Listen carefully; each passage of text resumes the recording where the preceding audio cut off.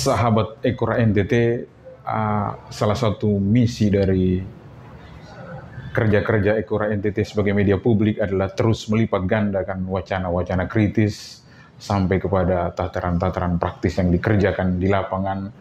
Dan pada hari ini, di sudut pandang Ekora NTT, kita punya teman ngobrol, seorang anak muda, namanya Lian Labut. Kita akan bicara tentang pertanian, tapi sebelum kita akan bicara banyak hal bersama Om Lian Labut, kita butuh semacam perkenalan dan kita beri kesempatan kepada Om Lian. Bisa ceritakan sedikit tentang diri Anda, latar belakang keluarga, dan saya kira sampai mungkin pendidikan yang Lian tempuh dan memilih untuk menjadi petani. Latar belakangnya saya dulu memang sempat kuliah tapi berhenti karena tergiur sambil kerja, menggoda karena lebih banyak pemasukan pas kerja dulu, tergiur. Terus balik kampung karena COVID. Di Bali kan dulu sudah lockdown, balik kampung. Terus di kampung tinggal diam, saya bingung mau buat apa. Malam hanya main game, karena di kampung kan jaringan enak, mulai jam 12 sampai jam 3 subuh, enak tuh main game. Oke. Jadi Lian tuh, sebelum lanjut, Lian dulu sempat kuliah di Bali. Sempat kuliah di Bali. Jurusannya apa tuh Lian? Jurusan dulu Tata Boga. Tata Boga. Oke. Jadi waktu COVID itu pulang ke kampung halaman di pulang ke kampung. Oke, Lian ini asal dari mana dulu? Saya dari Desa Tal, Kecamatan Saternese, Kabupaten Manggarai. Silakan dilanjutkan perkenalan diri Anda tadi. Ya, diam-diam aja. Sama buat apa sudah gitu. Tapi saya tidak pernah ceritakan dengan saya punya orang tua bahwa saya ini sudah berhenti kuliah. Secara diam-diam orang tua cari tahu kenapa dia tidak balik lagi ke Bali begitu. Kebetulan ada sepupunya kakak sulung stay di Bali. Mereka cari tahu di kampus bahwa ternyata ini si Lian sudah lama berhenti kuliah gitu. Tetapi orang tua tidak pernah cerita bahwa dia sudah tahu bahwa saya sudah berhenti kuliah. Tetapi di saya punya konsep waktu itu, pas saya kerja di Bali ini, saya suruh bapak nih buat tabungan. Buka rekening begitu? Buka rekening gitu. Setiap kali hasil tabungannya, hasil kerjaan saya kirim secara diam-diam gitu. Bapak tidak tahu, saya kirim secara diam-diam karena saya minta dengan Bapak itu kalau dari pihak Bank NTT ada minta nomor telepon, kasih saya nomor. Bapak dulu waktu itu belum ada HP dia, gitu. Terus masuklah Indonesia ini. Masuk ke Indonesia ini bukan LSM Indonesia bukan kenal langsung ke saya, bukan. Pemerintah desa ada sosialisasi gitu. Saya diundang ke kantor desa ikut sosialisasi perubahan iklim waktu itu. Kegiatan mereka? Ya, kegiatan. Yang awalnya saya kan kurang simpatik lah begitu. Tidak tahu apa tujuan dari sosialisasi ini.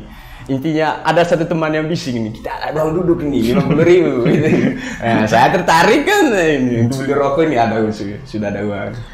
Terus 3 hari kemudian diundang lagi. Kami ada 7 orang waktu itu, ada 7 orang dari Desa Tal untuk kegiatan lagi di Ruteng. Kegiatan ada melibatkan beberapa anak muda dari 6 desa dari Kabupaten Manggarai, 1 desa di Manggarai Timur. Itu dampingan teman-teman di Yayasan Indonesia? Iya, dampingan teman-teman dari Yayasan Indonesia. Dari situ sudah mereka perkenalan, mereka punya kegiatan gitu. Bahwa bukan hanya Indonesia yang terlibat di dalam, tetapi secara keseluruhannya itu ada koalisi pangan baik di dalamnya. Nah, di situ mereka menceritakan tujuannya mereka begitu. Lambat laun ada kegiatan lagi yang kajian selain perubahan iklim. Sebelum kegiatan itu kan ada di briefing begitu tujuan kajian itu, bahwa ada yang menjadi perhatian khusus bagi saya, bahwa saya terketuk di situ. Tersentuh hati. Tersentuh hati begitu. Itu kegiatannya berkaitan dengan pertanian? Belum. Masih perubahan iklim? Masih perubahan iklim. Mas Aib bilang, apa yang kalian ingin rubah untuk diri kalian dan untuk lingkungan kalian, untuk desa kalian, mulai dari sekarang dan untuk 5 tahun ke depan, begitu. Itu disampaikan oleh Mas Aib. Mas Aib gitu. Koordinator Nasional KRKP. Terus kami bertuju ini kan Rembuk begitu. Rembuk kira-kira sesuai dengan isu perubahan iklim yang pas dengan potensi yang ada di Desa Tal, karena wilayah Desa Tal kan wilayah padi sawah begitu. Yang pertama kan seringan menggunakan pupuk peningkatan hama begitu. Nah, kira-kira yang cocok kita apa nih? Terus kami belum bisa menentukan waktu itu. Kan kami survei dulu, kumpulkan semua data dulu. 1 minggu kami kegiatan kumpulkan semua data itu. Nah, hasil risetnya ini kami bawa ke Ruteng lagi. Dari Ruteng ini, dari Ruteng dipresentasikan hasil temuan kalian. Ya, secara kelompok. Dari 7 desa ini secara kelompok. Nah, dari situ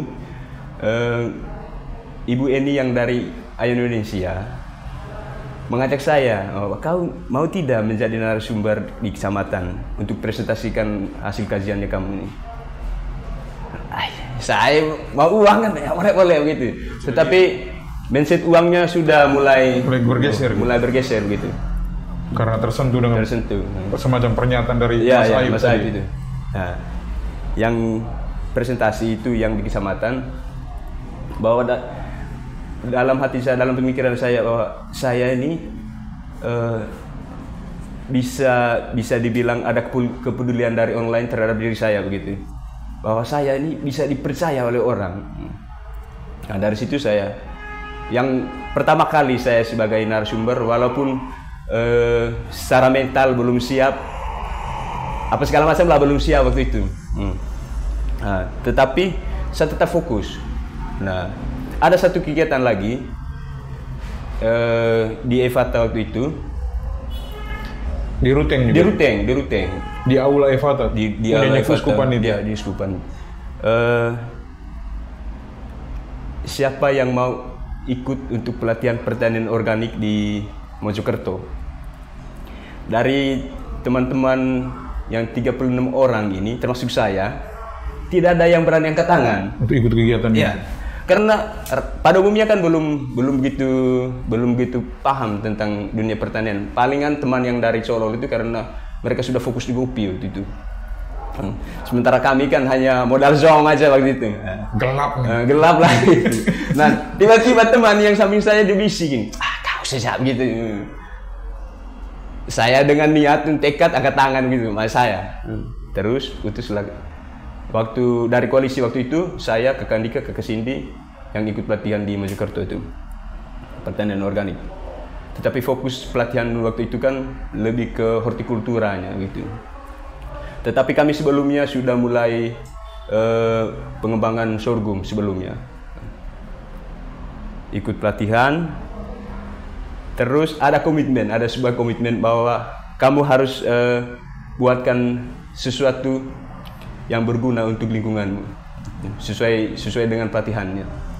Tetapi kan yang sebelum diutus pelatihan itu ada dia punya berkas-berkas yang harus diisi. Salah satu di dalamnya itu berapa tahun bertani, terus tanaman apa yang sering ditanam. Saya cepat-cepat ke lahannya orang, foto-foto saja. Kan modal zong, tidak ada dasar sama sekali. Menipu untuk hal yang baik dalam tanda untuk bisa ikut pelatihan.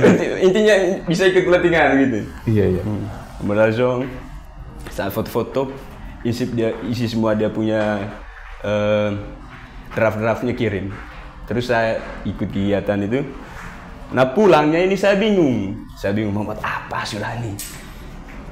Hortikultura tidak ya, karena sebelumnya kenapa saya minder ini, sebelumnya itu saya pernah 2 kali uji coba kegiatan secara kecil-kecilan, tetapi dua-duanya berhasil. Yang pertama itu saya pernah inkubator telur ayam kampung, pentasan telur ayam kampung itu Tapi gagal juga, gagal. Terus budaya ikan lele, gagal juga. Sampai saya pernah pelihara maggot, gagal juga. Kira-kira gimana saya bisa rayu orang tua nih gitu. Bisa dapatkan modal sedikit gitu. Karena di Manggarai sendiri kan kalau belum nikah berarti kita tidak dapat hak waris begitu. Kita tidak dapat tanah untuk bisa kita kelola sendiri. Kita kelola, tetapi hasilnya itu tetap dipegang oleh orang tua begitu. Kalau belum nikah. Nah, pas waktu itu ada pemberhentian irigasi Bayamantar 2 karena peningkatan hama bereng waktu itu. Di Tal. Pemberhentian irigasi. Nah, di situ saya punya celah gitu. Nah, kebetulan ada satu lahan itu yang tidak dipakai waktu itu. Minta diizin orang tua? Tidak ada izin, tidak. Pokoknya saya secara diam-diam buat bibitnya apa segala macam, buat pupuknya. Terus orang tua tanya nih, kamu tanam di mana? Ada satu lahan kami punya itu, istilahnya lahan tidak terpakai, lahan tidur gitu. Tapi saya pikir, kalau saya tanam di lahan tidur yang ini agak ribet lagi. Saya kerja dan dia ajak teman ini, ada 6 orang. Saya ajak di mereka, satu desa itu? Ya, satu kampung ajak, itu garap itu lahan. Pas makan siang kan bapak tahu ini. Kamu tadi padahal garap lahan di sebelah rumah nih, yang bawah kan, tapi agak jauh dari rumah. Ya, saya mau ini tanam terong ini, kan kasihan sudah jadi bibit terong, terus apalagi kalau tidak ditanam, sudah disiap, pupuk sudah siap. Beda yang sudah jadi lagi, masa kita kembali lagi ke sawah. Bapak bilang ini kalau kita tanam padi karena lahannya sudah diberhentikan selama 6 bulan. Ini subur sekali gitu. Tapi saya tetap rayu, kan ini sudah jadi. Terus berjalan, tanam. Waktu itu jumlah bibitnya itu 475 pohon dengan ukuran lahannya itu 1750 meter persegi. Nah, dari situ tanam. Setiap mulai dari pembibitan, pembuatan pupuk apa segala macam, saya selalu konsultasi di grup pertanian ini, karena di dalamnya ini grup pertanian yang kalian pelatihan di Mojokerto itu. Kebetulan waktu itu ada dari Koalisi Pangan Baik berkolaborasi dengan Aliansi Organik Indonesia gitu. Di dalamnya ini kumpulan semua anak muda yang bergelut di pertanian hortikultura gitu. Nah, setiap kali ada perawatan, mulai tanam apa segala macam, saya selalu sharing. Karena saya kan modal zong ini awalnya. Kuliah itu bukan jurusan pertanian. Kuliah kan bukan jurusan pertanian. Nah, tetap boga lagi. Kan melenceng jauh itu mulai. Nah, dari situ saya cari-cari juga di YouTube cara pembuatan pupuk apa segala macam. Tutorial gitu. Terus sudah mulai buah nih. Saya bingung. Kira-kira saya mau kemana ini? Saya kontak yang LSMA Indonesia Ibu Eni. Ibu Eni, ini mulai panen ini. Baru pertama kali dan baru pertama kali. Ini mau bawa kemana ini? Saya belum begitu kenal pasar kan begitu. Nah, dari Indonesia adalah ada buat komitmen pasar begitu, libatkan orang pasar. Nah, dari situ sudah mulai ada jaringan. Antar pertama 400 buah. Waktu itu jualnya 1000 per buah. Besar kecil 400.000. Oh, murah, rasa enak nih program. Pengurangan surat penghasilan nih 400, terus 3 hari kemudian antar lagi 400 lagi. Pokoknya terong itu setiap 3 hari dia, 3 hari. Dan terjual habis di pasar Ruteng. Bahkan di pasar Ruteng mereka sampai rebut. Mereka ada jaringan Ayo Indonesia ini. Ada yang tidak dapat gitu kan, mereka sampai rebut. Nah, terus pas puncak panennya itu bisa sampai 700-900 ribu buah. Ya, setiap kali antar gitu.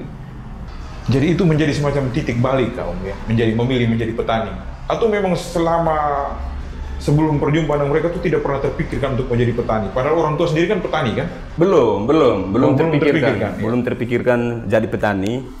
Karena berdasarkan hasil kajian ini bahwa saya punya orang tua ini tidak pernah dapat untung dari bertani. Oh, jadi Om Lian juga tidak ada bayangan yang mau jadi petani? Memang sebelumnya saya tidak ada, pokoknya intinya saya ada makan begitu.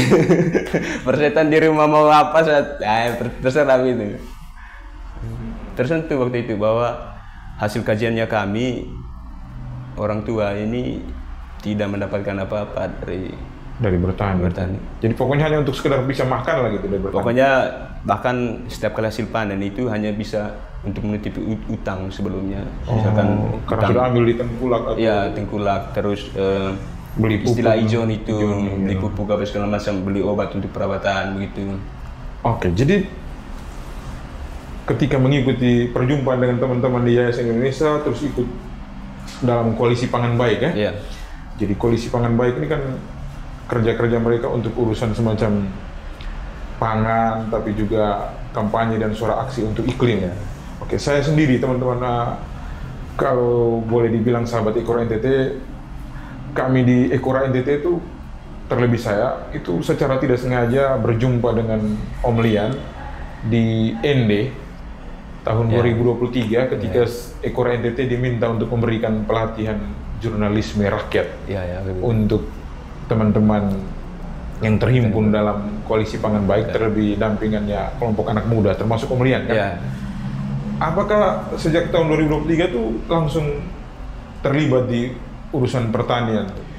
Iya, yang pas di sana saya sudah mulai. Oh, citizen journalism itu sudah mulai bertani. Ya. Itu kalau boleh tahu, di Desa Tal, di kampungnya Om Lian itu, Om Lian sampai sekarang sudah kembangkan pertanian itu di atas lahan di luasan sekitar berapa tuh? Yang punyanya Om Lian sendiri? Kalau punya saya pribadi itu sudah masuk 1 hektar. 1 hektar lumayan besar tuh. Itu Om Lian tanam apa? Tadi kan Om Lian pelatihan hortikultur, jadi fokus horti saja kan?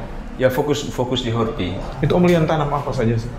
Yang saya tanam itu ada cabai keriting, pernah semangka, pernah melon. Semangka dan melon ini punya anggota kelompok. Kalau saya pribadi itu tomat, cabai keriting, terong. Ya, hanya itu saja. Karena kenapa saya fokusnya itu, saya suka tanaman hortikultura yang akar tunggal itu, karena jangka panennya itu lebih lama. Jadi berulang-ulang. Kalau kita tanam jenis sayur-sayuran hijau itu kan dia sekali tanam sekali panen begitu. Oke, Om Lian. Sementara saya kan kerjanya sendiri, belum lagi bantu di teman-teman kelompok begitu. Om Lian, mereka punya kelompok juga, Ada kelompok. Nama kelompok taninya apa nih? Gerak Tedeng Agrikultur. Gerak Tedeng. Gerak Tedeng. Ya, bisa itu bahasa Manggarai itu? Ya, bisa dibilang menyala kakak. Menyala kakak. Kami karena konsepnya kami itu kan teman-teman petani muda. Gimana petani muda ini bisa bergelut ke horti dan bisa saling memberi semangat antara teman satu dan yang lain begitu. Karena ada sebagian teman juga yang tidak ada basic pertanian begitu, bisa saling mengisi lah begitu. Terus kolaborasi pasarnya juga begitu. Oke, kalau kita bicara soal kelompok tani ini kan banyak sekali akan berhubungan dengan pemerintah desa untuk urusan 1-2 administrasi dan lain-lain gitu. Bagaimana pemerintah desa mendukung teman-teman di sana? Yang awalnya kami ada pendekatan diri begitu.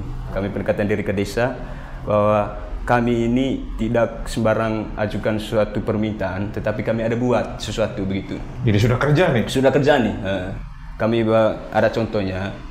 Ada satu momen pada saat kami ada petik panen, saya telepon Bapak Kades ini. Datang lihat lah. Datang lihat. Nah, pas dan jam istirahat kami diskusi. Pada saat diskusinya itu Bapak Desa dia bilang, kalau kalian bisa meyakinkan saya dengan lahan yang ukuran lebih luas, saya siap mendukung secara kebijakan begitu. Alokasi dana desa bisa diatur. Ya, tetapi ada mekanisme tahapan-tahapannya. Ada yang istilah musbus itu kan. Kami ikut lagi usul di ibu dusunnya bahwa kami anak muda ini maunya gini-gini begitu. Di musyawarah dusun. Musyawarah dusun. Terus begitu juga di Pemdesnya. Nah, kebetulan waktu itu di 2024 menentukan kelompoknya itu 2024 awal, kebetulan waktu itu saya dipilih menjadi kader tekad. Kader tekad. Itu Transformasi Ekonomi Kampung Terpadu, itu salah satu program dari Kementerian Desa. Transformasi Ekonomi Kampung Terpadu. Dari program pemerintah Kementerian Desa untuk mendorong ketahanan pangan yang ada di desa, begitu. Saya sebagai kadernya, nah saya punya inisiatif waktu itu kan karena di sisi lain kan saya punya jaringan dengan tekad, di sisi lain saya punya jaringan dengan pangan baik, begitu. Saya punya konsep harus dorongkan lebih luas lah, begitu, pertanian hortikultura organik ini.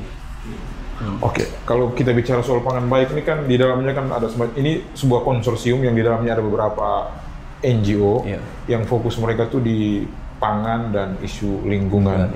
Dan saya kira Lian pasti bangga dan berterima kasih ada bersama mereka ya. Sangat-sangat berterima kasih yang bisa merubah mindset jiwa dan saya itu. Iya. Itu dari ya istilahnya mayat tidur bisa. Iya. Bisa bikin sesuatu. Bisa menggagakan diri sendiri, orang tua dan sekitarnya. Oke, tadi kan Om Lian dan teman-teman ini kan kembangkan pertanian organik dan orang selalu mengidentikan dengan yang namanya pertanian organik ini kan waktunya lama, mahal, dan kadang-kadang suka bikin ribet. Dan kalau boleh tahu, pupuk dan lain-lain itu Om Lian mereka bikin sendiri kan? Mulai pupuk kami ada dua jenis pupuk padat dan pupuk cair. Kalau pupuk padatnya itu kami dari kompos, begitu. Kami buat sendiri. Itu teman-teman yang latih kalian bikin ada dari dinas pertanian kah? Kalau dari dinas pertanian tidak ada. Cuman ada kegiatan dengan Koalisi Pangan Baik di desa waktu itu. Ada pelatihan pembuatan pupuk organik, libatkan mereka yang dari BPP. Dilatih kalian. Tetapi yang melatih saya waktu itu yang kegiatan di Mojokerto, yang bersama dengan Aliansi Organik Indonesia. Cara pembuatan pupuknya, penanganan hamanya. Kalau pupuknya, pupuk padatnya itu dari kompos, begitu, dari kotoran ternak, dari dedaunan, begitu. Dengan ada juga biochar. Kalau biochar itu dari sekam bakar, begitu, dicampur dengan M4 dan dedak, baru difermentasi, begitu. Nah, terus kalau pupuk cairnya itu ada dua kami punya, ada ekoenzim dan PSB. Kalau ekoenzim itu dari minimal 5 jenis buah-buahan, begitu, dicincang atau di blender, fermentasi, begitu. Terus kalau yang PSB itu fotosintetik bakterial, itu fermentasi dari micin dan telur. Kan teman-teman buat dalam kelompok ya? Saya buat sendiri. Om Lian buat? Saya buat sendiri. Selain dari beberapa pelatihan, adakah sementara Om Lian bilang belajar banyak dari tutorial di YouTube? Itu salah satunya dari YouTube itu pembuatan PSB itu. Oh ya, Om Lian ini bukan seorang sarjana pertanian yang tercebur di dalam dunia ini dan mulai sungguh-sungguh, itu luar biasa tuh Om Lian. Om Lian kan pasti akan turun, tapi sudah turun ke pasar terus lihat nih di Pasar Ruteng ya? Ya, Pasar Ruteng. Itu misalnya boleh tidak kami dapatkan informasi, misalnya pasokan untuk horti saja di Manggarai sendiri dan dari luar Manggarai itu apakah cukup besar masuk ke Kota Ruteng? Ya, kami pernah melakukan riset di pasar Impres Ruteng itu, bahwa sayur-sayur yang ada itu 60% dari luar Manggarai. Wah, berarti besar sekali. Dari Bai, dari Sulawesi, termasuk dari NTB, dari NTB juga. Dari NTB. Terus kita yang sebagai anak lokal itu bisa apa begitu? Jadi bagian dari, saya mesti bertani ini. Saya harus lebih fokus lagi ini. Bahkan permintaan pasar ini kan naik terus. Orang pasar bilang, kamu bawa sedikit sini, saya bosan. Buat lahan lebih besar kau gitu. Orang pasar ini. Nah, dari situ kami lebih semangat lah, begitu, lebih semangat advokasi di desa, begitu. Kalau di desa sendiri kami pernah 3 kali advokasi di desa dari 2023 itu. Yang pertama itu advokasi pelatihan pembuatan pupuk organik, advokasi pengolahan pasca panen sorghum, terus advokasi sekolah pertanian cerdas iklim untuk orang tua kami yang dulunya mereka fokus di pertanian hortikultura, tetapi dengan sistem kimia. Mereka ini berhenti karena mereka kalah di pasar begitu. Kadang-kadang kan mereka tidak tahu bahwa mungkin ada musim-musim tertentu suatu jenis komoditi yang harganya naik.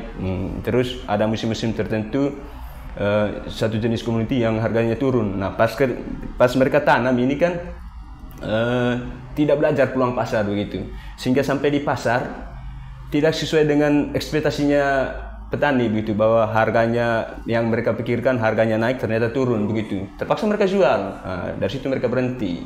Kami ajak lagi mereka, ajak dengan sistem pertanian organik. Terus di dalamnya kami membuat konsep begitu, konsep bahwa nanti kami bentuk jaringan pasarnya. Kami sebagai istilahnya media jembatan begitu. Kami tidak dapat apa-apa dari orang tua kami yang fokus di pertanian hortikultura. Kami hanya sediakan pasar begitu. Jadi ikut membantu mereka. Ikut membantu. Saya punya konsep kemarin itu karena permintaan pasar luas, bahwa saya punya konsep jangan hanya saya yang fokus di pertanian hortikultura organik dengan konteks usaha begitu. Harus ada lingkungan sekitar yang mendukung. Bisa saya bantu, yang bisa mendukung lah begitu. Betul. Untuk bisa memenuhi kebutuhan pasar. Sampai sekarang masih berjalan. Ada 2 kelompok itu, kelompok yang sekolah lapang iklim dan kelompok GTA itu, Gerak Tedeng Agrikultur itu. Dan wah, istimewa sekali dari cerita-ceritanya Om Lian gitu. Dan sekarang sudah mantapkan diri untuk tetap jadi petani. Sangat sangat fokus. Saya sangat berharap bahwa teman-teman muda ini jangan cepat ambil keputusan bahwa saya harus rantau lah begitu, untuk bisa membutuhkan dia punya memenuhi kebutuhan hidupnya begitu. Tetapi saya punya konsep kemarin itu bahwa anak muda ini bisa baca peluang yang ada di lingkungan sekitar. Jadi, jangan cepat ambil keputusan saya harus rantau lah begitu. Oke, Om Lian, ini tadi Om Lian ceritakan bahwa pengalaman perjumpaan dengan orang-orang luar kita sebut, misalnya pengalaman perjumpaan bersama teman-teman di Yayasan Indonesia, terus teman-teman di Pangan Baik itu kan akhirnya boleh dibilang membawa Om Lian kemana-mana. Misalnya di Indonesia, misalnya ke Mojokerto. Saya lihat kemarin baru kembali dari Alor atau malah. Ya, dari Alor. Itu kegiatan bersama orang muda untuk urusan.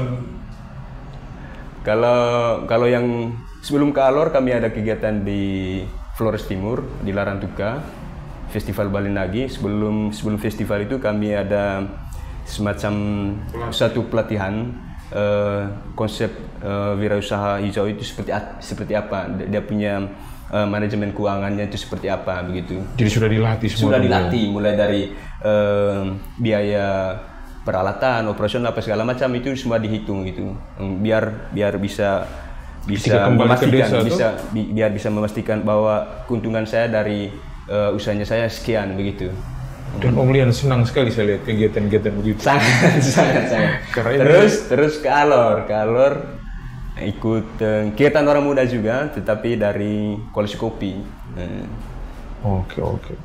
Mungkin Om Lian tidak nyebut angka soal pendapatan lain, tapi bagaimana ketika mulai pegang, ya kita bilang pegang duit lah gitu.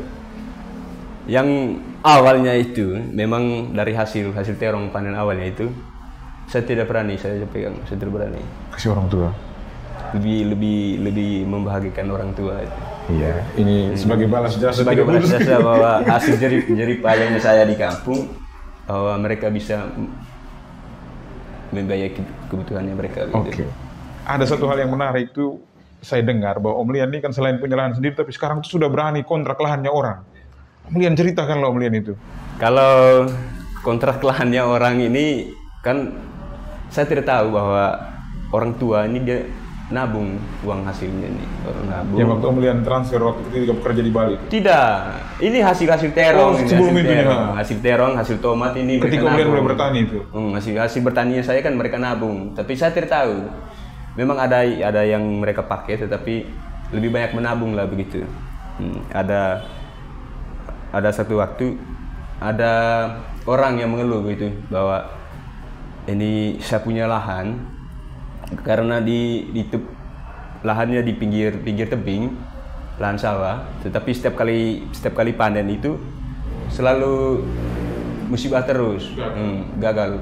Memang karena dimakan sama ini monyet apa segala macam, terus tikus hutan gitu. Jadi dia pasrah lepas gitu. Dia tawar, mau tidak dikontrak, sama minta berapa begitu.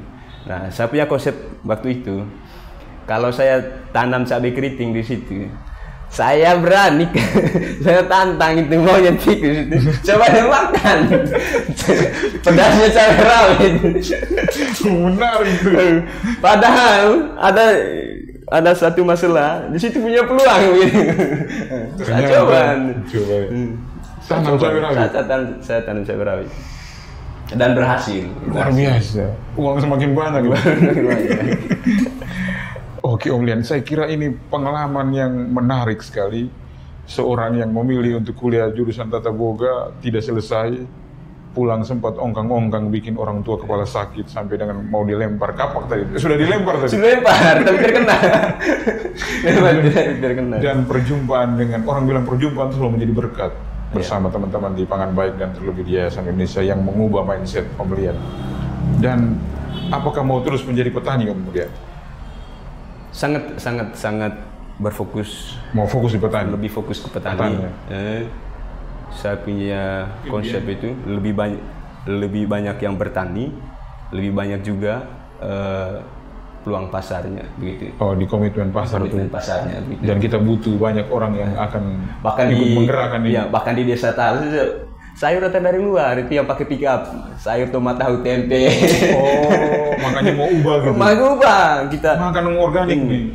Di sisi lain organik, di sisi lain kita hemat 10.000 setiap hari. 10.000 setiap hari itu bisa nabung untuk kebutuhan keluarga daripada kita beli. Dan Om Lian sudah buktikan? Saya sudah buktikan.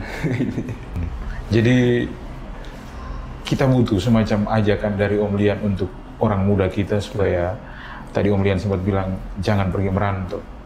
Tapi di sekitar kita, di rumah kita, di lahan kita tuh belum kita optimalkan. Dan kita pengen dengar satu quotes penutup dari Om Lian berkaitan dengan dunia pertanian dan ajakan untuk orang muda. Bagi teman-teman muda, terlebih khusus yang tamatan sarjana pertanian tetapi nganggur, ayolah mulailah bertani. Kalau bukan kita yang bertani, siapa lagi? Kalau bukan kita yang manfaatkan potensi yang ada di sekitar kita, siapa lagi? Mulailah dengan giat.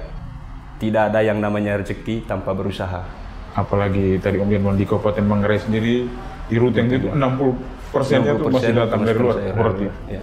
Terima kasih Om Lian untuk waktu dan sharingnya. Saya kira ini hal yang sangat bermanfaat sekali bagi kita semua dan terlebih teman-teman yang lagi memikirkan jalan hidup untuk mau jadi petani atau apa saja. Tapi paling kurang cerita dari Om Lian bisa membangkitkan semangat kita semua untuk mau mengubah mindset yang memandang bahwa dunia pertanian itu dunia yang ya tidak menarik. Om Lian, terima kasih untuk waktunya. Sebelum menutup, bagi teman-teman yang bergelut di media sosial yang ingin tahu kami punya aktivitas, betul. Bisa kunjungi media sosial kami di Instagram atau di Facebook. Kalau Instagramnya itu namanya Momang Lino. Begitu juga dengan Facebook. Kalau pribadinya saya itu Facebook dan Instagramnya itu Lian Labut. Oke. Teman-teman ini ajakan yang menarik dari Om Lian. Jangan sampai teman-teman media ini bilang dia ngomong hoax ini tidak ada bukti. Ini satu ajakan yang menarik sekali sahabat Ekor NTT. Kalau pengen, tadi kita ngobrol banyak hal, tapi Om Lian pengen supaya kita kalau mau lihat bukti, kunjungi medsos mereka Momang Lino kelompok, dan kalau mau lihat akun media sosial pribadinya Om Lian itu Lian Labut di Instagram dan Facebook. Terima kasih Om Lian untuk waktunya. Terima kasih.